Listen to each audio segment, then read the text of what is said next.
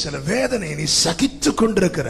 பாதையில சில இடத்துல நீ கால் வைக்கும் போது அது முள்ளுன்னு தெரியுது, கால்ல குத்துது, நீ சகிக்கிற. சில வார்த்தைகளை நீ சகிக்கிற.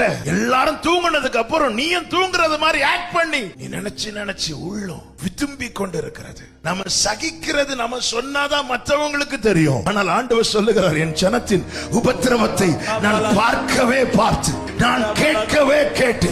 பேதுரு தான் மூழ்கிறான், இயேசு மூழ்கல.